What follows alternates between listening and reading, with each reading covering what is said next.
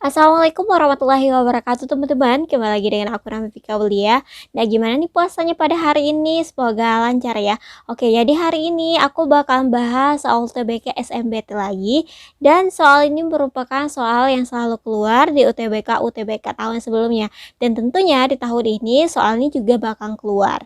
Ya, penasaran kan dengan apa pembahasan yang aku bahas pada hari ini? Nah, untuk topik yang aku bahas pada hari ini merupakan topik penalaran logis. Nah, di sini aku bakalan share sama kalian mengenai triknya. Jadi kalian tuh nggak perlu pusing lagi gimana sih cara mengambil kesimpulan.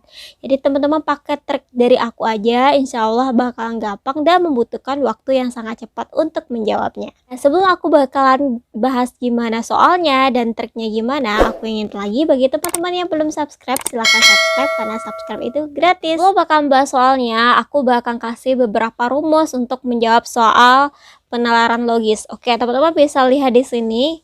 Ini untuk merupakan cara gimana sih mengambil suatu kesimpulan dari suatu premis gitu. Nah, P, Q atau QR itu merupakan suatu premis. Oke, jadi premis yang pertama itu PQ atau dibaca dengan jika P maka Q. Kemudian premis yang keduanya adalah QR, jika Q maka R.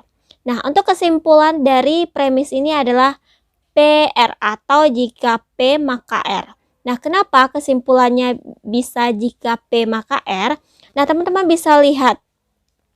Jika P maka Q, jika Q maka R. Nah, di sini Q itu berada di ruas yang berbeda keduanya. Jadi Q itu bisa kita coret. Jadi nanti jika ada di soal pengulangan kata di premis 1 dan premis kedua dan posisinya itu berbeda, teman-teman bisa coret gitu. Sehingga teman-teman bisa menentukan sebuah kesimpulan dari suatu premis. Untuk cara gampangnya, aku bakalan share juga. Nah, kalau teman-teman menemukan dalam suatu premis atau pernyataan ada kata semua di premis pertama, kemudian ada sebagian di premis kedua, maka kesimpulannya di option teman-teman pilih jawaban yang ada kata-kata sebagian. Karena kemungkinan besar itu adalah jawabannya. Dan tips yang kedua, kalau teman-teman menemukan ada kata-kata sebagian di premis pertama, kemudian juga kata-kata sebagian di premis kedua, maka kesimpulannya pasti kata-katanya yang pertama itu adalah sebagian. Yang ketiga, kalau teman-teman menemukan ada suatu kata di premis pertama kata-kata ada, kemudian di premis kedua semua, maka otomatis kesimpulannya itu adalah kata-kata yang ada kata semua. Tips yang keempat, kalau teman-teman menemukan ada kata-kata sebagian, kemudian ada kata-kata tidak, kemudian di premis keduanya ada kata-kata sebagian, maka kesimpulannya harus ada kata-kata sebagian dan juga kata-kata tidak dalam suatu katanya. Bisa catat dulu atau teman-teman ingat tips dari aku ini karena ini memudahkan teman-teman untuk menjawab soal premis atau penalaran logis. Jadi teman-teman gak bakalan pusing untuk menjawabnya. Oke teman-teman, langsung kita eksekusi ya untuk soalnya. Teman-teman bisa lihat soalnya, udah aku tampilin. Nah, kita baca dulu premis-premis yang ada di soal nih. Nah, untuk premis yang pertama katanya ketua RT seharusnya berjiwa sosial. Nah, untuk premis yang kedua, sebagian PNS pernah menjadi ketua RT.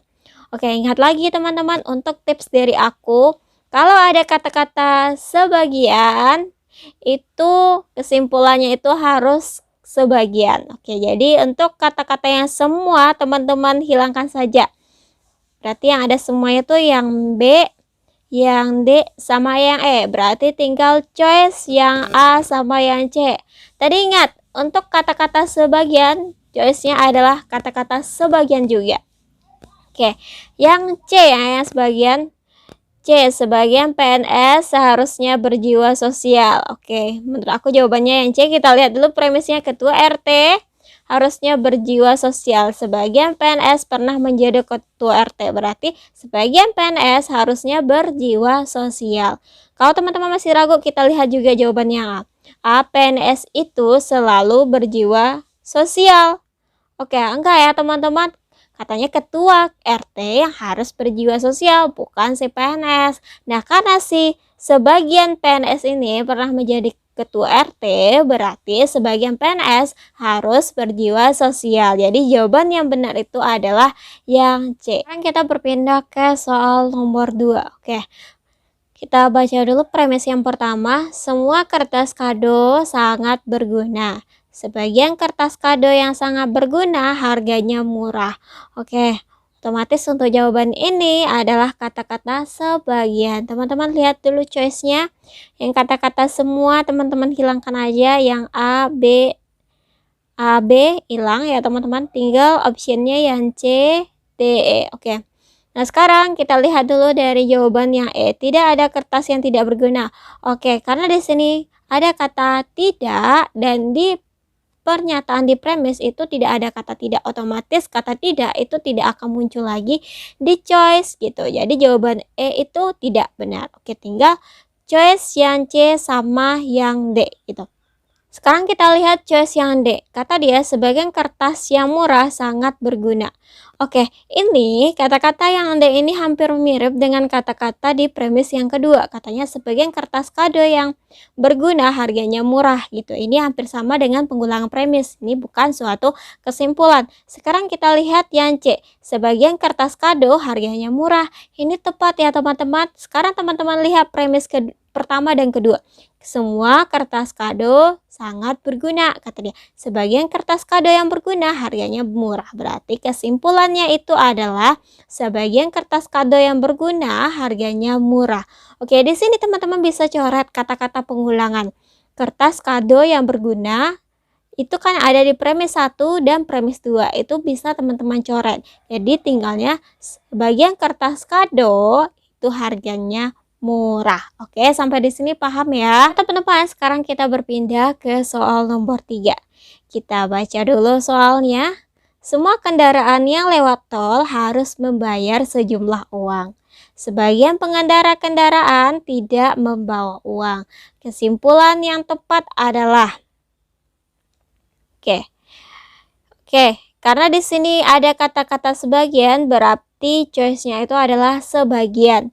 Oke, di sini nggak ada sebagian ya teman-teman, adanya beberapa. Beberapa dan sebagian itu sama.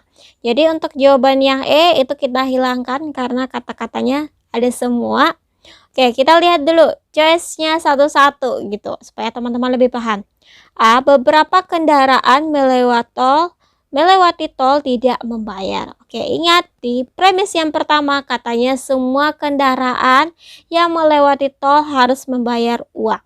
Berarti yang A tidak ya teman-teman. Yang B, beberapa kendaraan tidak membawa uang melewati tol. Ini bukan suatu kesimpulan, ini merupakan suatu pengulangan suatu premis gitu.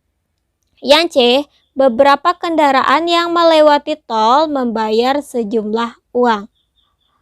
Oke, kita simpan dulu yang C. Yang D, beberapa kendaraan tidak melewati tol. Oke, kita simpan dulu. Kira-kira menurut teman-teman jawaban yang benar itu C atau D? Nah, sekarang kita lihat lagi yang C. Beberapa kendaraan yang melewati tol membayar sejumlah uang. Oke, bukan beberapa ya teman-teman. Ini kata-katanya di premis yang pertama, semua kendaraan yang melewati tol itu harus membayar uang, bukan beberapa. Kalau nggak ada membayar uang nggak bisa melewati tol. Jadi choice yang benar itu adalah D. Beberapa kendaraan tidak melewati tol. Karena sebagian kendaraan itu nggak membawa uang, berarti dia tidak bisa melewati tol. Jadi choice yang benar itu adalah yang D. Kesalahan yang sering dilakukan ketika menjawab soal premis ini adalah ketika premisnya ini dilogikakan sebagai suatu kenyataan dalam kehidupan sehari-hari. Sebenarnya bukan seperti ini ya teman-teman, karena teman-teman harus fokusnya ke pernyataan pada premis maupun pernyataan itu logis ataupun enggak. Teman-teman fokus aja ke pernyataan ada pada premis. Dan tadi aku sudah menjelaskan beberapa tipsnya dan aku rasa tips itu berguna banget bagi teman-teman untuk menjawab soal ini. Oke, mungkin itu pembahasan dari aku. Terima kasih udah menonton. Thanks for watching. See you on my next video. Dadah!